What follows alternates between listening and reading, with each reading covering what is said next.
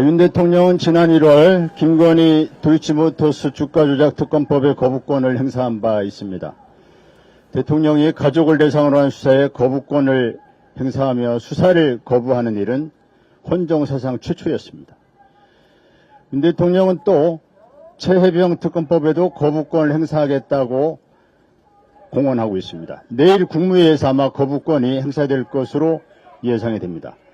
만약 내일 최혜병 특검법이 거부되면 윤 대통령은 자신의 혐의에 대한 특검을 거부한 첫 대통령으로 헌정사에 5점으로 기록될 것입니다.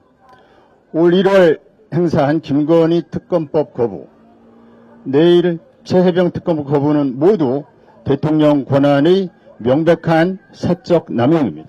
대통령의 권한은 자신이나 가족의 범죄를 비호하는 데 쓰라고 주어진 것이 아닙니다. 헌법 원리를 따지기도 이전에 윤 대통령이 그렇게 강조했던 공정과 상식의 정면으로 위배됩니다. 2017년 헌재가 박근혜 대통령 탄핵 결정을 내린 가장 핵심적인 이유가 바로 대통령 권한의 사적 남용이었습니다. 윤 대통령에게 경고합니다. 최혜병 사망사건 수사 외압은 명백한 직권남용이고 최혜병 특검법 거부권 행사는 명백한 헌법 위반입니다. 이미 저질러진 법률 위반에 헌법 위반까지 보태어진다면 탄핵 마일리지가 더 크게 쌓인다는 사실을 명심해야 합니다. 우리나라는 미국과 달리 정부에게도 입법에 참여하는 길이 열려 있습니다. 우리나라의 삼권분립 체제 하에서는 입법권과 충돌하는 대통령의 거부권이 미국보다도 더욱더 신중하게 행사되어야 하는 이유입니다. 그럼에도 대통령의 헌법 무시가 계속된다면, 대통령 권한의 사적 남용이 계속된다면 주권자 국민의 해답은 단 하나, 탄핵밖에 없을 것입니다. 조국 신당은 오늘 아침 용산 대통령실 앞에서 당선자 총회를 열고 최혜병 특검법 즉각 공포를 촉구했습니다. 내일 아침은 국회에서 최혜병 특검법 등 거부권 행사의 우현성을 논한다 긴급 토론회를 엽니다. 존경하는 국민 여러분, 민생이 위기인데 대통령은 오불관원입니다. 대통령은 총선 민심을 외면하고 있습니다.